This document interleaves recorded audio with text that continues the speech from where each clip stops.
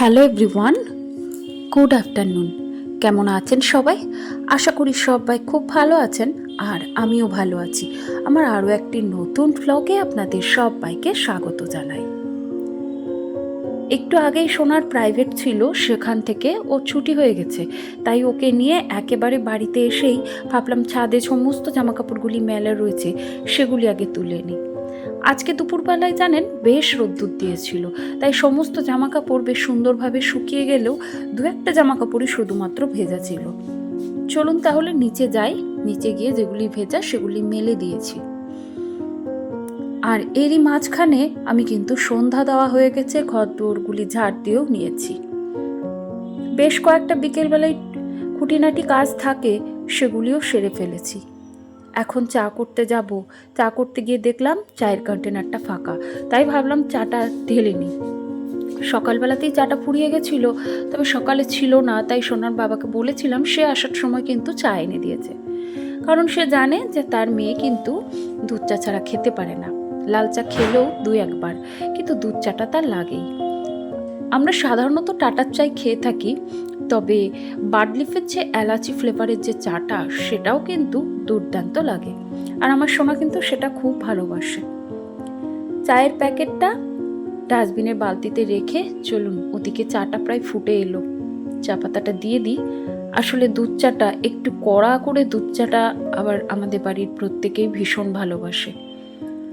আমি যদিও খুব একটা দুধ চা এখন খাই না, খুব কম, ইচ্ছে হলে হয়তো কখনো কখনো মাঝে সাঝে। তবে শীত পড়াতে না এই দুধ চায়ের প্রবণতাটা বেশ বেড়ে গেছে। চলুন এটা আপাতত সোনাকে দিয়ে আসি। সোনা ওদিকে চা খাচ্ছে, চা খেয়ে কিন্তু সে পড়তে বসবে, আর তার আগে তার কিছু আবদার রয়েছে। দেখি চেষ্টা করি তার আবদারটা রাখতে পারি কিনা। আসলে ও সন্ধ্যা হলেই একটু এখনকার বাচ্চারা যেরকমটা হয় আর কি, এই ধরুন চপ, সিঙ্গারা বা এগুলি খুব একটাও খেতে চায় না। তবে এই শীত পড়াতে না মাঝে মধ্যে একটু একটু বায়না করে, তখন আমি চেষ্টা করি ঘরে যা থাকে সেগুলি দিয়ে আপাতত ওর দৃষ্টিটা আকর্ষণ করার, যে সেইগুলি থাকে যাতে একটু বিরত থাকে। এই চপ, সিঙ্গারা, তেলে ভাজা বলুন, এগুলি বাইরের প্রোডাক্ট, আর এগুলি খাওয়াটা খুব একটা আমার মনে হয় স্বাস্থ্যকর না। তবে হ্যাঁ, স্বাস্থ্যকর না এটা ঠিকই, তবে বাড়িতে করে যদি খাওয়াতে পারেন, তাহলে দেখবেন সেইটা কিন্তু অনেকটাই দোকানের থেকে অনেকটাই ভালো হয়, স্বাদে গুণে মাত্রায় অনেকটা ভালো হয়। তো যাই হোক, দেখি ঘরে কি আছে আর সেটা দিয়ে কি করা যেতে পারে।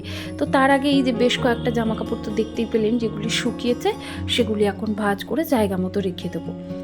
আর আমাকে তো আপনারা জানেনই, আমি প্রত্যেক দিনের যে সমস্ত জামা কাপড়গুলি এই সন্ধ্যাবেলার সময়ে এইভাবে সুন্দর করে ডিভাইড করে ভাঁজ করে একবারে পাট করে সুন্দর করে ভাঁজ করে সেটিকে জায়গায় রাখতে পছন্দ করি। এতে করে কি হয় জানেন তো, জায়গা ছোট হলেও অনেকটা জায়গা কিন্তু আপনার বাড়িয়ে দেয়, আর দেখতেও কিন্তু অর্গানাইজ থাকে। চলুন এগুলিকে এখন জায়গায় রেখে দিই। জামা কাপড় দেখুন কতগুলি কেচেছিলাম, আর ভাঁজ করার পর কতটুকু লাগছে। জামা কাপড়গুলি জায়গায় রেখেই এই তো ঘরে দেখলাম এক প্যাকেট চাউমিন রয়েছে, তো ভাবলাম কি সেটাকেই আজকে একটু চাউমিন করে দিই। আর এমনিতেও বেশ কিছুদিন ধরে সোনা বলছিল ফুলকপি দিয়ে চাউমিন খাবে, শীতকালে সবজি দিয়ে আমি একটা চাউমিন করি একদম ভেজ, তো সেটা খেতে কিন্তু খুবই ভালো লাগে। তো আজকে দেখলাম ফ্রিজের মধ্যে ওই একটা গোটাও নেই, অর্ধেক ক্যাপসিকাম ছিল, অল্প একটু ফুলকপি ছিল, একটু গাজর ছিল, সেইগুলিকে তেলের মধ্যে ভাজতে বসিয়ে দিয়েছি। ওদিকে চাউমিনটা সেদ্ধ করে ঠান্ডা জল দিয়ে ধুয়ে একটু তেল মাখিয়ে রেখে দিয়েছি, যাতে স্টিকি না হয়ে যায়। আর এর মাঝখানে ফুলকপিটা ভাজতে বসিয়ে দিয়েছি, ফুলকপি, গাজর, বিনস, আর এর মধ্যে কয়েকটা মটরশুঁটিও রয়েছে। তো সেটার মধ্যে একটু লবণ, হলুদ আর একটু চিনি দিয়ে ভাজতে দিয়েছি।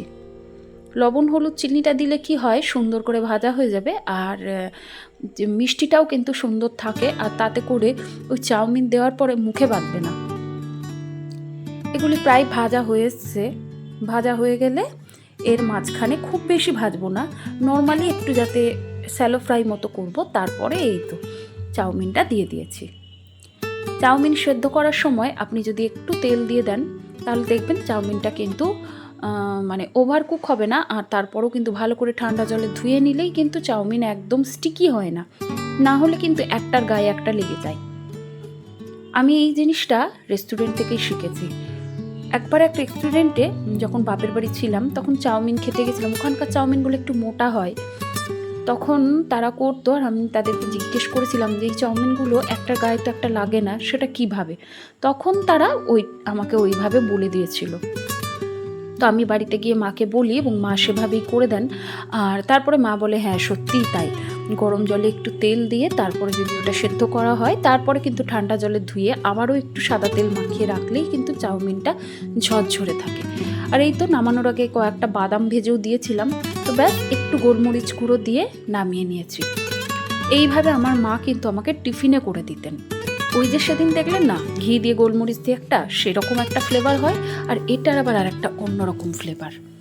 চলুন এটা এখন সোনাকে দিয়ে আসি। সোনাকে দিয়ে দিয়েছি আর সাথে বলেও এলাম এটা তাড়াতাড়ি খেয়ে পড়তে বসতে। এখন তার সমস্যাটা কি জানেন? সে এখন যখনই পড়তে বসবে তার মনে হয় তার মা তার পাশেই বসবে। কিন্তু বলুন তো, আমি যদি সবসময় ওর পাশে বসে থাকি তাহলে সংসারটা কে সামলাবে? তো যাই হোক, এর মাঝখানেই আমাকে সময় বার করতে হয়।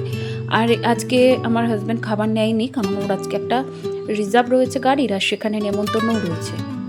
এদিকে শ্বশুরমশাইয়ের খাবারটা দিয়ে দিয়েছি। দেখতে দেখতে প্রায় 8:30 বেজেই গেল। এর মাঝখানে আরও বেশ কিছু কাজ ছিল, সেগুলোও করে নিয়েছি। বাবার আসার মিনিট 5 দেরি আছে, তাই এটাকে ঢাকা দিয়ে রাখলাম। ঘরগুলো না যদিও সন্ধ্যাবেলায় ঝাড় দিই, তবুও কি বলুন তো, এখন দেখছি বেশ ধুলো ধুলো হয়ে গেছে। আসলে বাইরে না একটু শুষ্ক হাওয়াটা দিচ্ছে, আজকে বেশ শীত জানেন, তাই হাওয়ার সাথে সাথে কয়েকটা ধুলোও মনে হয় ঘরে এসে প্রবেশ করছে, তাই একটু ঝাড় দিয়ে রাখছি। আর রাত্রিবেলায় করে আমি খুব একটা ঝাড় দিই না, সন্ধ্যাবেলায় ঝাড় দিয়ে নিলে রাত্রে খুব একটা দিতে লাগে না। তবে আজকের ক্ষেত্রে দেখলাম একটু ধুলো ধুলোই রয়েছে, তো তাই জন্য একটু ঝাড় দিয়ে রাখলাম। আর দেখবেন রাত্রিবেলায় শোয়ার আগে যদি আপনি এইভাবে সমস্ত কিছু পরিষ্কার করে রাখেন, তাহলে দেখবেন সকালে অনেকটা চাপমুক্ত থাকা যায়। আসলে সন্ধ্যাবেলায় যদি 1 ঘন্টা করে আপনি ঘরের পেছনে সময় দেন, যদি ঘরগুলিকে একটু গুছিয়ে সাজিয়ে পরিপাটি করে রাখতে পারেন, তাহলে দেখবেন পরের দিনটা খুব সুন্দরভাবে শুরু হয় আর একবারে নিট অ্যান্ড ক্লিন, একদম পরিপাটি থাকে, যেটা আমাদের মোটিভেশনকে অনেকটা বাড়িয়ে দেয়। যাই হোক, ঘরদোরগুলো ঝাড় দিয়ে নিলাম। আর সকালবেলা থেকেই তো জানেন আমার 2 হাত আর 2 পায়ের কোনো বিরাম থাকেই না। আসলে কি বলুন তো, শ্বশুরবাড়ির সাথে মানিয়ে নেওয়াটা হচ্ছে আমাদের কর্তব্য। শ্বশুরবাড়ি যেমনই হোক, সেখানকার মানুষজন যেমনই হোক, তাদের সাথে মানিয়ে নেওয়া, খাপ খাওয়াটা এটা আমার কর্তব্য, সেটা তো আমি মনে করি। আর তাই জন্যেই চেষ্টা করি যাতে তাদের সাথে তাল মিলিয়ে চলতে পারি। হ্যাঁ, তবে এমনটা নয় যে তাদের সাথে তাল মিলিয়ে চলতে চলতে আমার ইচ্ছেগুলিকে আমি সব কিছুকে বিসর্জন দেবো, তা নয়। তাদেরকে আগে সুন্দর করে তাদের যাবতীয় দায়িত্ব আমি সেগুলি পালন করি, আমার সংসারের যা যা কাজ আমি সেগুলি করি, তারপরে নিজের যে ছোট ছোট সুপ্ত ইচ্ছেগুলি সেগুলিকে পূরণ করার চেষ্টা করি, সেটা সম্পূর্ণ নিজের ইচ্ছেই। আর এটা করার জন্য আমাকে অনেকটা সময় ত্যাগ করতে হয়। নিজের জন্য যে সময়টা থাকে সেটা থেকে আমি কিন্তু অনেকটা সময় কিন্তু সেই কাজের পেছনে লাগাই যেগুলি আমার প্রয়োজন, যেগুলি আমি ভালোবাসি। সংসারের কাজ তো চলতেই থাকবে, যা একটি ধীরে ধীরে যেগুলি আমাদের অভ্যাসে পরিণত হয়ে যায়। সংসারের কাজ হলো একটি চলমান প্রক্রিয়া, যেগুলি আস্তে আস্তে যখন আমরা আসি তখন না হলেও ধীরে ধীরে কিন্তু সেগুলি আমাদের শরীরে একটা অভ্যাসে পরিণত হয়ে যায়। আর এই অভ্যাসগুলির কারণেই কিন্তু আপনার সংসার নিট অ্যান্ড ক্লিন পরিপাটি থাকবে, সেটা কেউ চাই মানুক বা না মানুক। যাই হোক, আপনাদের সাথে কথা বলতে বলতে দেখুন আমার রাত্রিবেলায় ডিনার করার পর বাসনগুলি মাজা হয়ে গেছে, সেগুলিকে এখন ধুয়ে জায়গা মতো রেখে দেবো। আর গ্যাস ওভেন, টাইলস যেরকমটা রাত্রিবেলায় পরিষ্কার করি সেগুলি করে ফেলবো। আসলে ওই যে বললাম, রাত্রিবেলার দিকে যদি আপনি এই কিছু অভ্যাস ফলো করেন, তাহলে দেখবেন পরের দিনটা আপনার অনেকটা চাপমুক্ত থাকবে আর একদম পরিষ্কার পরিচ্ছন্ন নিট অ্যান্ড ক্লিন থাকবে। মা, শাশুড়ি মা, ঠাকুমাদের কাছ থেকে শোনা বা মা মাসির গল্প বলতে পারেন যে রাত্রিবেলার দিকে রান্নাঘর সবসময়ই পরিষ্কার পরিচ্ছন্ন রাখতে হয়, কারণ রান্নাঘর এমনই একটা জায়গা যেখান থেকে মা লক্ষ্মীর আবির্ভাব ঘটে। এটা আমার মা বলতেন, আমার ঠাকুমা বলতেন। তাই ছোট থেকেই মাকে দেখতাম, মা যত রাতি হোক, যদিও আমাদের গ্রামের বাড়ি ছিল, এখন যে দেখছেন শৌখিনতা সুখ সেগুলি তখন ছিল না। আমাদের মাটির রান্নাঘর ছিল, দালান ছিল, কাঠের উনুন ছিল, গ্যাসও ছিল, তবে তখন গ্যাসের প্রচলটা একটু কমই ছিল। আমি আজ থেকে প্রায় ধরুন এই কত হবে, মানে ওই 20-25 বছর আগেকার কথা বলছি। তখন অবধি আমার মা কিন্তু কাঠের উনুনে, আঁচের উনুনে রান্না করতেন। গ্যাস ছিল, তবে সেটা শুধুমাত্র ওই চা জলখাবার এগুলি করার জন্যে। তখনও মাকে দেখতাম, সেই যে সময়ে তখনও মা কিন্তু এইভাবেই রাত্রিবেলায় যেরকমই হোক সেরকমভাবেই রান্নাঘরকে পরিষ্কার পরিচ্ছন্ন করে বাসন টাসন মেজে গুছিয়ে পরিষ্কার করে রাখতেন। এখন সেই অভ্যাসগুলি কোথাও আমার মধ্যেও রয়েছে।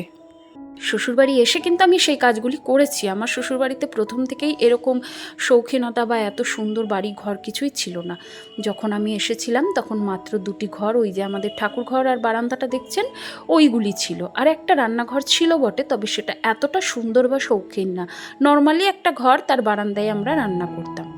তো ব্যাস দেখুন, আপনাদের সাথে কথা বলতে বলতে আমার রান্নাঘরটা প্রায় পরিষ্কার পরিচ্ছন্ন করা কমপ্লিট। তো আমিও চেষ্টা করি মায়ের কথা শুনেই এই রাত্রিবেলায় রান্নাঘরটা পরিষ্কার করে সাজিয়ে রাখা, যাতে আমার সংসারের লক্ষ্মীশ্রী বজায় থাকে। আর এখন প্রায় 10টা বেজে গেছে, আর আমি খাওয়া দাওয়া করে সমস্ত কাজকর্ম সেরে এখানে বসেছি সোনাকে পড়াতে। তাহলে চলুন, আজকের ভিডিওটি আমি এখানে শেষ করলাম। ভিডিওটি কেমন লাগলো অবশ্যই কিন্তু কমেন্টের মাধ্যমে জানাতে ভুলবেন না। ভালো লাগলে অবশ্যই একটি লাইক করে দেবেন। তাহলে চলুন, আজকের মতো আসি। সবাই খুব ভালো থাকবেন, সুস্থ থাকবেন, সাবধানে থাকবেন। দেখা হবে পরের কোনো ভ্লগ।